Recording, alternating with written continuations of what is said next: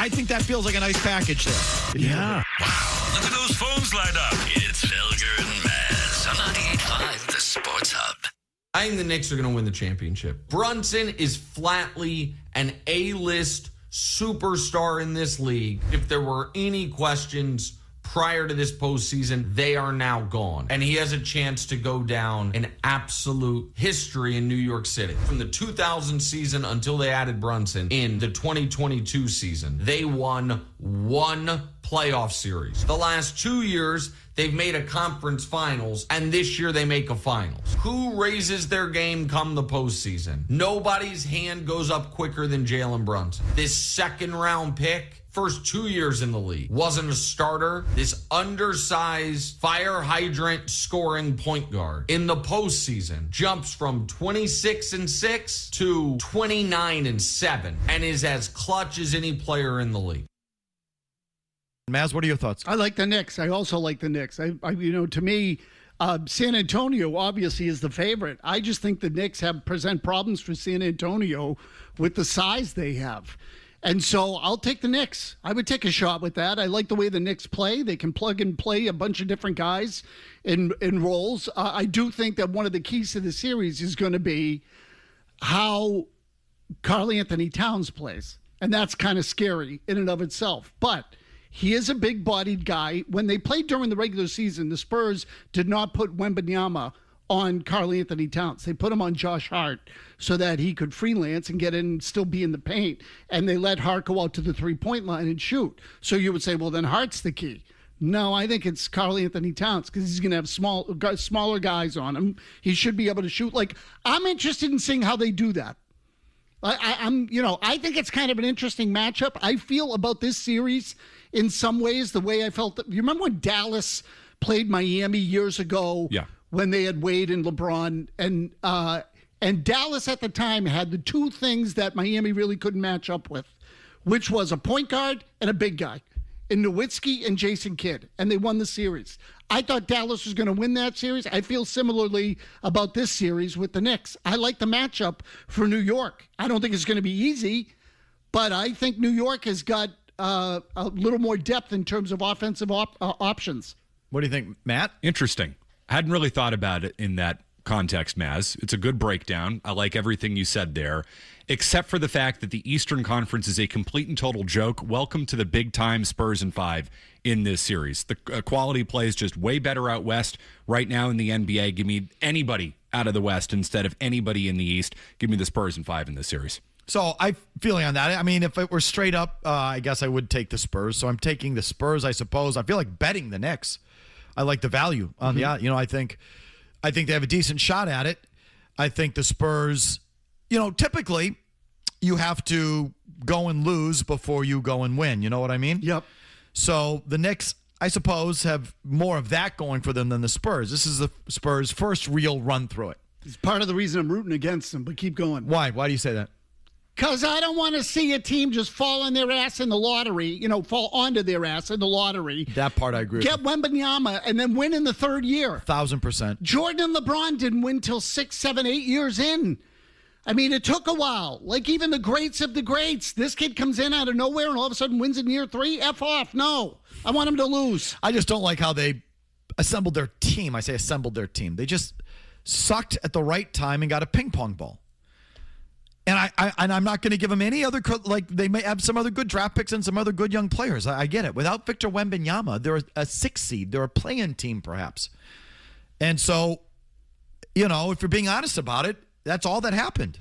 They sucked at the right time and in the right year got the ping pong ball. That's it. Stick the finger in your cheek. What does that take? That's just blind buzzard's luck. I have much more respect for how the Knicks did it. And I don't think the Knicks are some sort, I think the Spurs are going to be around for a while, obviously. But that only because they sucked at the right time and got a ping pong ball. The Knicks, this is probably it for them. But still, even to get to this level in the NBA, without really any of your own lottery picks, they did it all through trades in second-tier free agents. I mean, I don't know, you could tell me if I'm wrong, but Mikal Bridges and guys like that, those are second-level free agents. We're not sure. I mean, they got huge money, but You're not bring on first team All NBA guys. Yeah, it's not like Kyrie and Durant. Right, exactly right. Those are sort of more role guys. No, it's all through effing trades. How hard is so? It's the Knicks are here because of trades and then play style, and coaching and like sort of clutch gene and like how they play and how they're made up, as opposed to the team that just sucked at the right time, got a ping pong ball, and drafted some 7'4" freak. I got zero respect for San Antonio. I have no use for San Antonio as a market, a team, and how they, quote unquote, built their team, which they didn't even really build. The guy just fell into their lap. Big deal. What does that show me? Isn't that often basketball, though? Like I hate those the teams. 7-foot freak, Shaquille O'Neal, you're going to win 3 straight championships. Historically, that's how it's been. And let's see if this will fly in the face of what we're seeing in the NBA now. Is this the beginning of a run for the Spurs? Do they win 3 out of 4? I don't think it is. So I don't necessarily think it is either, but I am interested in that, Mike, because the Knicks are the prototypical last 10 years in the NBA team. You put a few things together, you bubble up, you win a championship, and then you never hear from them again. What's it going to be? Is it going to be that here with the Knicks, or is it going to be Wembanyama wins 1, goes off, and wins 3 or 4 more? I think the Knicks have a chance in this one. I would put their over-under at future championships at 0.0, and I'll take the under. This is it. I don't think because it's so rare to do what they've sort of thread that needle. But they got a chance in this one, and I put it largely to San Antonio's inexperience. Again, just so sure. Listen, even the recent champions, the Celtics had to go to the finals and lose, and who was it last year? OKC kind of knocked at the door in the West anyway, and then they broke through. And I think Denver did it a little bit. Milwaukee lost some Eastern Conference Finals, and then they broke through. So, that's generally how it goes even now. The Spurs would be sort of breaking through that. So we'll see. We'll see. At least I think it's an interesting series. So do I. Yeah, I think it's. I don't think it's going to end fast. And I think this thing's going 6 at a minimum, probably 7. And whether you like admitting it or not, a big part of it is it's fun watching games in New York. It just is. It is the world's greatest arena. If you've ever had a chance to go to Madison Square Garden for a basketball game, hockey game, or a concert, it's different there. And not that you're going to go to it, but even watching, there's just something about that building it's interesting. It just is. And it could be the celebrities in the crowd is definitely part of it. Admit it.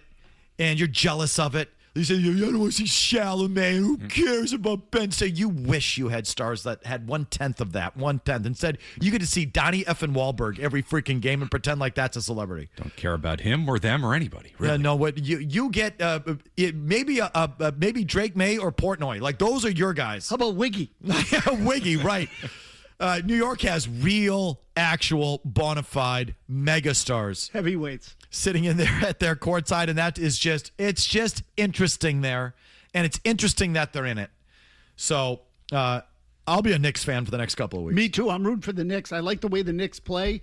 Again, they play as a team. It's a real team, and I know Brunson's a stud. I don't dispute any of that, but the rest of the group is, you really can interchange a lot of those guys. I was just looking it up when you were talking about Shaq. Shaq didn't win until his 7th year. 7th year in the league. He was every bit the freak that this kid is, albeit at a different era, in a different style. But he was regarded in much the same way, and he didn't win in Orlando. It didn't happen. I just don't like to see stuff just given to people because they're physical freaks. And I love Wembanyama's game. I think he's obviously a really unique player. I'm not rooting against him in this series. No way. I'm not rooting for him. Okay, so there's an NBA Finals segment for you. You can mix that into our conversation with a lot of Red Sox, a lot of A.J. Brown fallout. I see one open, lonely line if you want to grab it. It's 617-779-0985. We'll come right back to you after these words. Felger and Maz continue on the Sports Hub. The most fun possible series was Knicks Spurs. Even though the basketball historian side of me was like, man, OKC going through wars to try to win 2 straight titles, like that would be really meaningful. That would put them on this whole other level. But Knicks Spurs is the most fun series. And if you're the league, oh my God, this is like if you're talking wet dream finals, it's this one. It's 2016 LeBron rematch against the 73-win Warriors coming off the Klay Thompson OKC game. It's the 2010 Lakers-Celtics rematch. Those are the 3 wet dream finals for the league. And this might be number 1, honestly, out of everything we mentioned, because you have the revival of the Knicks. You have 53 years and generations of fans who've been waiting for this forever. And you have Wemby, your next guy, the guy who's ready to replace LeBron and Curry as the guy in the league, already here. It's like what we had in 2007, except the rest of his team is actually good when it was Spurs Cavs. And it's like, LeBron's here. Yeah, but he's playing with guys that have no chance against the Spurs team. This is different. Like Wemby could actually win it. Knicks versus Wembanyama is pretty good, for sure. Yeah, it is. Definitely. Okay, back to your phones here on everything. Westy in Fairhaven left over on the young guys on the Red Sox. Go ahead, Westy. Yeah, I've been preaching about this since like April. These guys are out all the time. I see it on girls' stories everywhere. I live in Southie. I see these guys out every weekend during the week. One night when they had a game at 1 o'clock the next day. This is your job. And it's just ridiculous to see. If they're winning, it's one thing, but they're 9 games below 500. Marcelo's batting .225. Roman was batting like .230 before he went on the DL. And if you're winning games, it's one thing, but to be going out and just running around like this when this is your job and you're not performing is despicable. Okay, so I think that's what Kiner-Falefa was referring to. I agree. Kiner-Falefa and Chad Tracy spoke today, apparently reading from the email that I got from Robbie Buckets, our TV producer. Kiner-Falefa spoke again pregame, as did Tracy. Kiner-Falefa said the people, quote unquote, he was talking about yesterday was related to playing in a big market. Tracy said there's more media, more people on the field, rehabbing players, etc.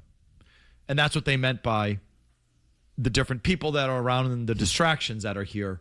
So you knew they were going to, Maz, come back and try and cover up what Falefa said last night. Yeah, I think that's exactly what they're doing. Again, forgive me for being so blunt. They're lying. Yeah, it's bullcrap. Yeah, they're lying. And again, he Kiner-Falefa sees it. And look, all I need to hear is from the people calling in saying what's going on in the social media. I don't know any other way to say it. So then you're saying, well, first of all, I think they're lying because the off-field thing and the run around looks worse. But if they're losing games because there's more media on the field at home games, how are you going to avoid that? How soft is that? Correct. You get roachy in your face and all of a sudden you can't hit. That's even worse than being tired and hungover. Yeah, right. Right, you know what I mean? No, how are you going to fix that one? Right. Good God. Yeah, we can institute a curfew. Which is another reason why it's a lie. It's a lie. Because, again, you can't control that. So he's talking about something you can control. So there's, the way he said we should, I want to hear it again later. We will. We're going to play it later on this hour and reset that topic. Yeah, they're screwing off. What they are is they're a loser franchise. They've become a loser franchise. Scott's in New Hampshire. Go ahead, Scott, on the basketball. Hey, Mike. Thanks for taking my call. Maz, I listened to you talk about NBA, and the hair on my neck stands up. Stick with baseball. You're good at baseball. Who are we forgetting that we lost in the draft when MLK was there? Yeah, Tim Duncan. Dude, you're talking 30 years ago. Yeah, but he won 5 championships. Okay. His first one was the second year of his, after his rookie MVP season. Yeah, but what's your David point? Robinson. My point is this is great for basketball because Wembanyama is going to, first of all, they're going to beat the Knicks, like Tim said. And second of all, I see a future also with Kawhi Leonard maybe coming back to San Antonio and making him even stronger. Okay, I don't know what that has to do with what Maz said. Me neither. I have no idea. So he's talking about Duncan. I would tell you the circumstances under which San Antonio got Duncan were unique. They had David Robinson on that team. They were a good team. He was hurt that year. They got the number 1 pick, and they got Duncan. So you want to say that Duncan won early in his career? Yeah, he jumped onto a good team. I'm talking about the guy that was the centerpiece guy coming out and winning in his 3rd year, which is what Wembanyama is. You don't see that usually in the NBA. I don't want to see it now. It happens, caller, every now and then. Like it's not a never. Kareem won early in Milwaukee, or when he was Lou Alcindor. I don't know, was 2nd or 3rd year or something. Yeah, like but Bill again, now we're going back to the 70s. Right, though. Bill Walton won is like, you want to play that game? Yeah, every once in a while in the history of the planet, it's happened. For the most part, it doesn't. And I've never heard that guy called before. I'm sure he has, but the hair on the back of my neck stands up when I hear his voice. Tim in Woburn, how you doing, Tim? What do you got? Hey, Phone, how are you? Yes. Sorry to wake you up. You were on hold a little long. I'm sorry. Go ahead. Oh, yeah, a little long, an hour and a half. Sorry, man. Oh, not your problem. Just the call screeners. In all honesty, Michael, even though you're from Wisconsin, yes, and you went to BU, yes, I do respect your football knowledge. However, the reason for my call is the issue of CIO, CBO, the enunciation of who's in charge of baseball operations.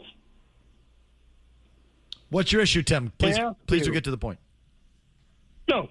Who's in charge of your household? My wife. But the Lord or you? What's your point? The point is, you're putting labels on people that you really shouldn't be doing. Who? Like, what do you mean? We found it annoying that baseball doesn't call them GMs anymore. They call them CBOs. That was the only point. It kind of bugs us. Are you the GM of your household? I just told you Sarah is, but what's the point? Oh, no, that's the point. Are you? Am I what? The CBO of your house, Tim. I'm homeless and divorced. And I'm sorry. I didn't mean to open up that can of worms. Yeah. But No, either way, well, then you are. that's- You are the CBO of wherever you are. You are the CBO because you have no other interference from anyone else in the C-suite, wherever you're at, under the bridge, whatever. I don't mean to be I don't think you're homeless. You have a phone. Go ahead. Look, at the end of the day, I don't care what the freaking title is. Okay, so I don't know if why the caller is harping on that. What I'm focused on is their ability to actually do the job. And I don't think the Red Sox have anybody that can do the job anymore. Yeah, it's a sidebar, little side annoyance of what's happened in the game. And it does tie into, if you really want to bore it down a little bit, who's taken over the game. Analysts, Ivy League kids, Wall Street kids, like those are the guys who have infested and taken over the game. Corporate suits. Twerps, dorks, nerds, Ivy League kids who don't want to be a general manager. They want to be in the C-suite. So they want to be a chief baseball officer, not a general manager. And the game is worse off for it. So, Tim, to circle that loop, it's not just sort of a side annoyance. I think it is kind of fundamental to one of the big problems in the game, that the analysts have taken over the game and the owners have turned over the game, not to people who played the game or people who, to the baseball part of it, they've turned it over to the analysts and the Ivy League kids that come from the Sloan Analytics Conference who are too good for a general manager title. Like they're the manager of a Chipotle. They said, no, I'm in the C-suite. And so if you give me more, I'll keep going on this. It does actually really bug me. Well, and the issue is, too, you can't have a president of baseball operations because you already have a team president in Sam Kennedy. To the point earlier on, they need a true baseball man to come in here and be in charge of baseball operations and answer for it. The team president will do that, but you can't give him that title because Kennedy's here, so now you need to be in the C-suite. Whatever the effing title is, they need someone to run the baseball department, and they don't really have it. Yes, exactly right. And like I would even say the organization, there are still people in the positions that have to be managed, even if they're analysts. There's got to be a human being that can manage them with people skills. There's no one to manage Breslow. No. And there's no one to manage anybody. Breslow needs a freaking interpreter, according to Tim Healy. That's right. So your chief baseball officer can't communicate with people because he's an automaton. So who's coaching the players? Who's guiding the players? Who's telling Anthony and Meyer, hey, don't go out every night. We got a 3-game series coming up that's important. You want to go out after a day game, go out after a day game, but you got a day game the next day, so be aware of that. Like, who's giving them the freaking guidance? They don't have any of that. They're lost. They are freaking lost. I have less faith right now in the Red Sox than I've ever had. Ever? Ever. I'm with you. My confidence in the organization's at an all-time low. I think they are completely lost. They might as well be the Jets, the Cleveland Browns, the Arizona Cardinals. Give me some freaking suckbag organization in the history of sports, and that's where I think they've evolved, what they've evolved into or devolved into. I think they're a mess. The depth of their problems is significant. I don't think people understand how deeply the problems are, how deep the problems run. I don't think people get it. Your thoughts? We continue with them after Matt McCarthy gets you updated here. Whee! Goalie fight. Felger. Whee! Look at the goalie fight. Oh, Maz. oh my God. Murray. He sucks in the playoffs. That's great. No. 98.5. Wonderful. Good. The Sports Hub. So if Stoll can win the draw, it's either Stankoven's shot or it comes to Nikisha. Sisson's better than 70% of the playoffs. Lost it. Stankoven knows it. Nikisha to drive. From the corner, Hall tried to throw it on net. The Vegas Golden Knights win game one in dramatic fashion. Their 7th straight win in these playoffs. 5-4 is the final. 2 more goals in the third period for Vegas. Man, they get it done when the chips are on the line here. We talked about the face-off and what the play might be. Nikishin can really unload it. Stankoven's pass is on the tee. And this shot goes through. Marner's going to try and block it. Actually, he's trying to get out of the way of it, and it ends up hitting him in the knee, and it's a good thing it does, because this puck is labeled past hard on the blocker side. A perfect play, a block by Vegas, and a win on the road in game one. I thought the game was terrific all the way around. Goaltending was horrible. 82% save percentage in the freaking whole game, and combining both ends. So they didn't get a lot of shots on goal. They scored a lot of goals, but the competition was great. Vegas, to me, has more balls. I don't think Carolina has the balls. And there was a play at the end of the game that, to me, was like, made me want to beat my head against the wall. I don't know who it was for Vegas that cleared the puck and created an icing with 5 seconds left to give Carolina that chance at the end of the game. I didn't see it, Maz. Holy crap, what a stupid-ass play. So all you got to do is dump the puck out to center ice and just let it slide there. Just kill the time. The game's over. The guy iced the puck, so they had a face-off with 5.5 seconds left, and the play went exactly as Carolina drew it up. You heard it there. Yep. The shot was a freaking rocket, and it went off of a guy in front for Vegas, who jumped up and tried to get out of the way. But they almost blew it at the end of that game, but the theater was great. So it was on during when I was on TV, so I couldn't see all of it. I did watch the condensed game. I'll just continue to take my victory lap on the goaltending. I mean, the goaltending is just so ordinary. I mean, not just how they played. I mean, both these guys were just getting beat on shots from what is, in this day and age, distance. I mean, relative distance. Not screened, not deflected, just flat out beat. Short side, along the post, just beat. There were at least 3 goals in that game last night that were short side. At least. So the goaltending has been absolutely ordinary. The goaltenders couldn't be any more ordinary. Frederik Andersen and Carter Hart could have been had by anyone in the league for a couple $1 million and a 1 or 2 year contract. They're just guys. Neither of them were expected to be the starters. And Anderson wasn't. It was Busey who had the net for most of the year in Carolina. They still have Adin Hill in Vegas. Carter Hart was not supposed to be the guy. And so this is just further proof that you out there continue to overrate goaltending, and the facts are just overwhelming at this point. So I'd give it up if you're still fighting that fight. But I do want to just weigh in on the Golden Knights real quick. I'll do it with an email. Jimmy, why don't we do the email now and satisfy the sponsor, please? It's the Coleman Electric email of the day.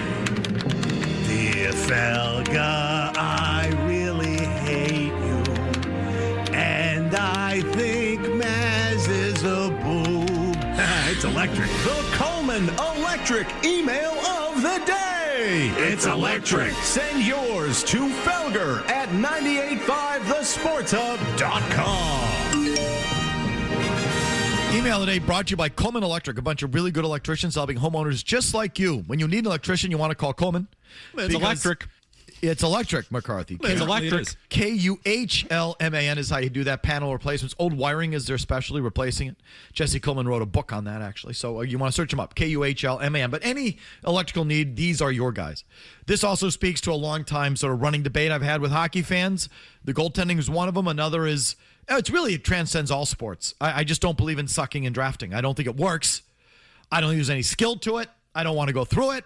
I think it takes too long. Usually doesn't work. When it does work, it takes too long to get there. And I think you're just better off, in most cases, building through the middle. And when I do this, I give you all sorts of examples of teams that have just sucked and drafted, and they just can't get out of their own way.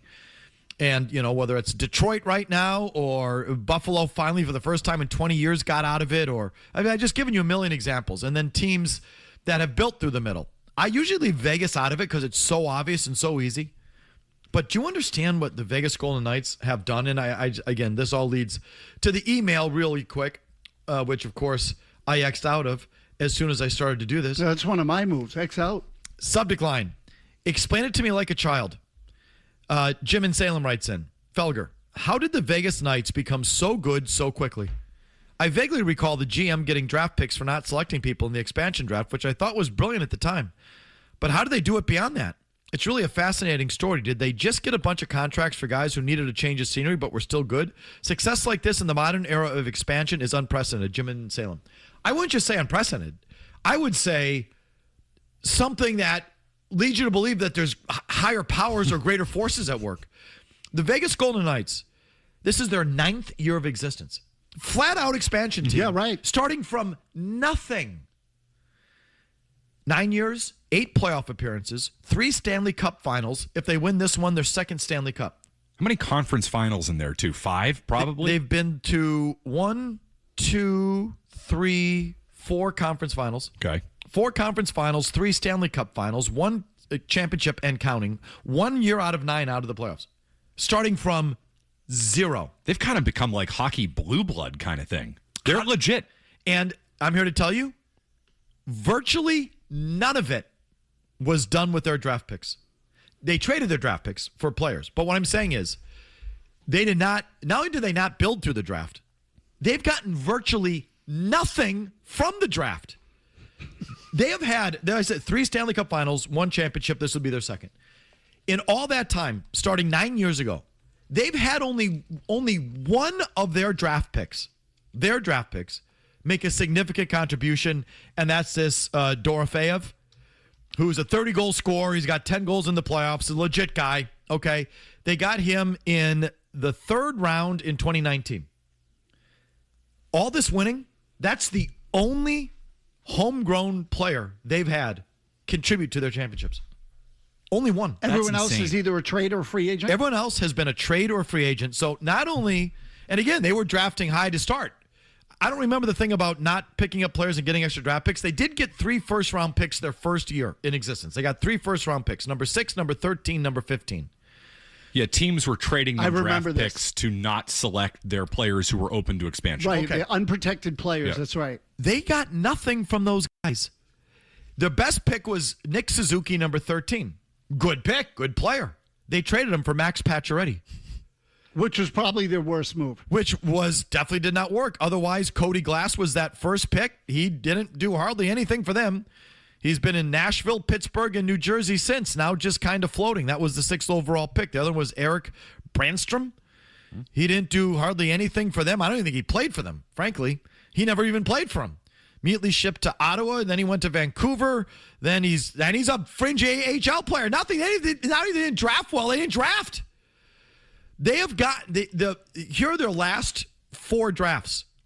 Okay, the 2025 draft, nothing out of it, meaning no NHL games from anyone they drafted. They didn't have a first-round pick, and they got no production out of anyone in 2025. In 2024, no production out of the 4 guys they drafted. Their number 1 pick, Trevor Connolly, hasn't even played a game in the NHL. 2023, 4 picks, nothing out of it. Not one guy has played a single NHL minute. Their first-round pick, David Erdstrom, has not played a single minute in the NHL. 2022, they took 6 guys. The only one who's played is their 7th-round pick named Abram Wiebe, who has played, he's a defenseman who's played 4 games for Calgary. Otherwise, nothing. 0. So not only have they not built through the draft, they've basically ignored it. And 2 of those years, you said they had 4 picks and there were 7 rounds. Yes, right. That's right. Right. Okay. So they're trading all their picks. Yeah. They have used, so last year they didn't have a first. The 2 previous years they had a first. Both those firsts have done nothing. They haven't even played an NHL game. It's all been, and I'll give you one more thing. It's not like they have some sort of mastermind coach who implemented a single system that has sort of flummoxed the league. And no, they've had 4 different coaches. They've gone from Gallant to Peter DeBear to Cassidy, fired his ass after winning a Stanley Cup, and now Torts, of all people, is in there about to win a cup. The coaching has been a revolving door. They've done nothing but trade picks or draft guys who can't play, and they do nothing but win and go to the Stanley Cup Final. I mean, it's an insane story. The GM there is McCrimmon, right? Now you have to go ask me something that I don't know. Okay, so I think it's Brad McCrimmon, and people generally say, I'll double check it, but I think he is, I think he's generally regarded as the best executive in the league. I'd say, yeah, it's Kelly McCrimmon. Oh, Kelly McCrimmon, so it's not Brad McCrimmon. And that's a man, Kelly, male Kelly, not a female, which would be another amazing story. But either way, no, they've done nothing. They have done nothing but operate out of the middle, even when they were starting at number 32. They've done nothing but operate out of the middle from day one, and have been just about the most successful team this decade. Isn't that an incredible story? Amazing. It's amazing. Yeah. So that's another reason to root for them. You don't need to suck and draft in any sport. And the Vegas Golden Knights are maybe the shining example of it. Back to your calls. Long commercial-free segment. We'll reset the Kiner-Falefa stuff from last night with the Red Sox and what they had to say about it today, which was kind of laughable. Long commercial-free right after this. Sean and Lawrence. Go, Sean. You keep saying, like, oh, I didn't actually watch the game, whether it's Patriots, Celtics, Bruins, whatever. Like, isn't your job as a talk show host to actually watch sports? So I would say my job is to get you to listen. That is the job. Mission accomplished. Take this job and shove. Felger and Maz, 98.5, the Sports Hub. Why do you think there's such a discrepancy between the road record and home? I just feel like on the road we're a very close-knit team. We come home and there's just a lot of people.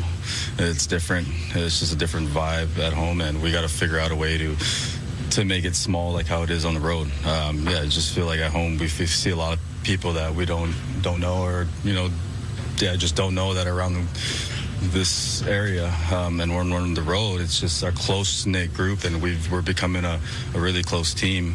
We got to find a way to bring that back home.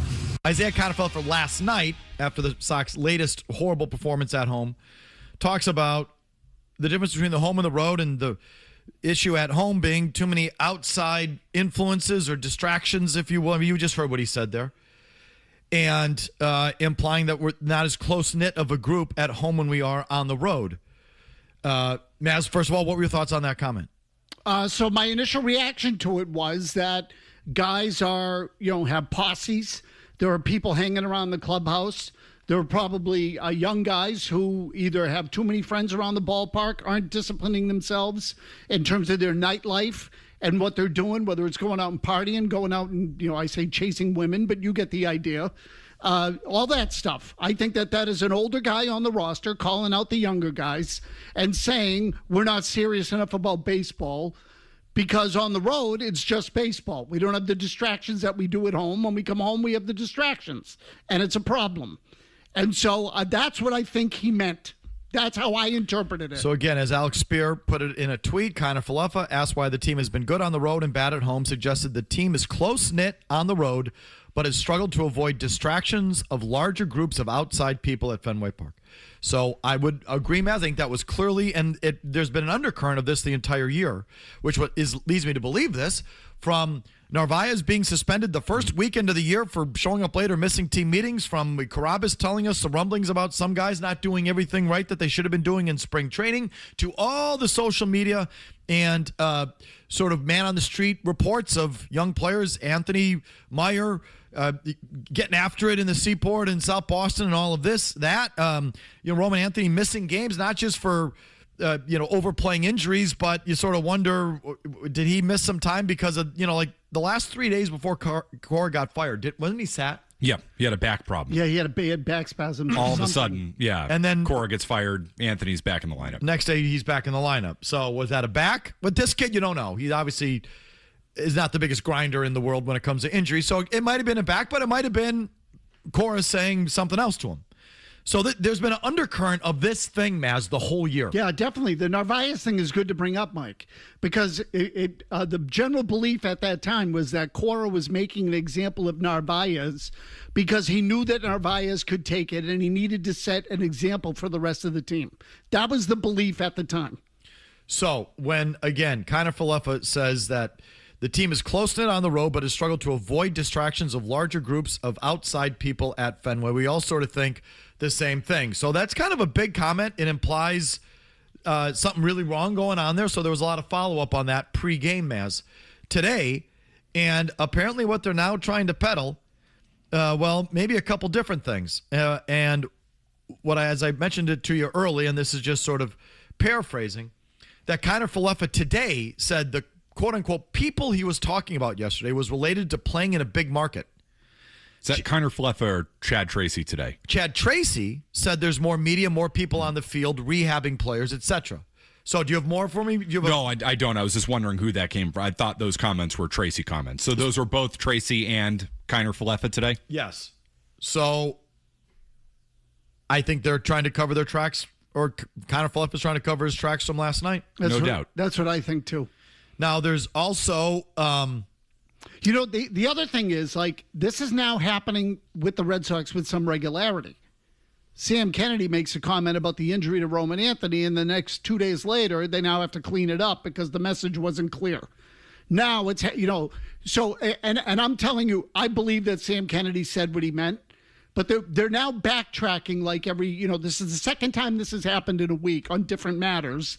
And to me, this again speaks to a void of leadership in the organization, but keep going. So there's also chatter down there that Kiner-Falefa may not have said this in front of a microphone, but there's also some belief down there, I would say, that the problem might be too many outside voices mixed with more Red Sox analytics nerds being around at home. Mm-hmm.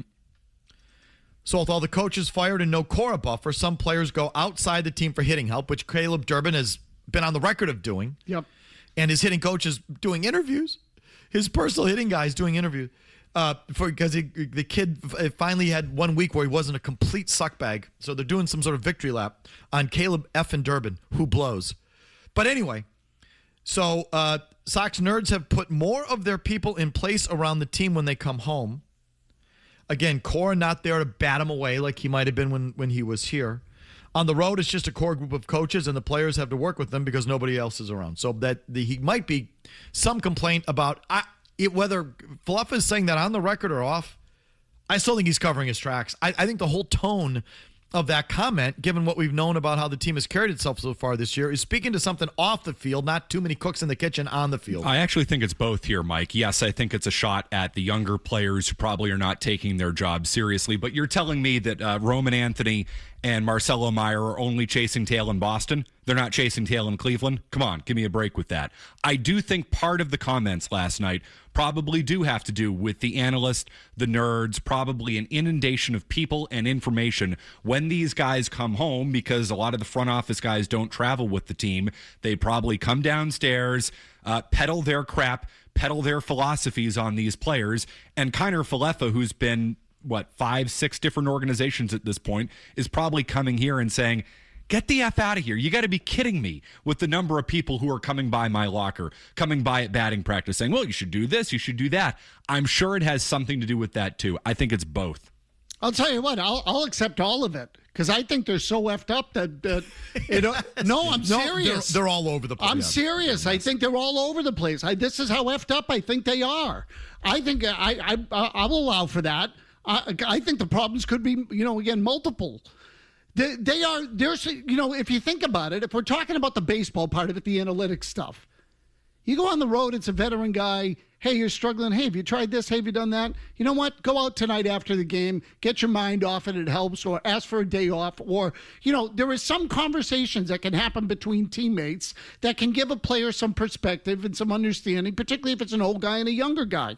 So are the Red Sox doing that on the road and not doing it at home because the nerds are coming down with their laptops and everything? I mean, think about it.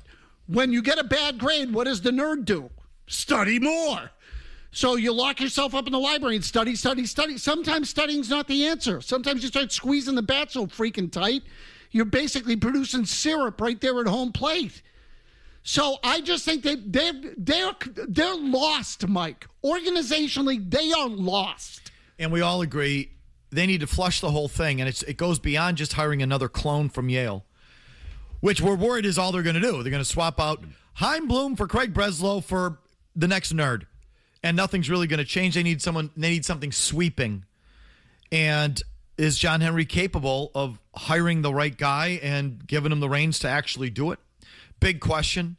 And what they're actually looking for in their organization. We're going to pick up on this and your calls because the mess at Fenway and the Red Sox continues. So we'll pick this up with a thought from Theo Epstein on this whole thing. Right after, again, Matt McCarthy gets you updated. 90 seconds, no commercials.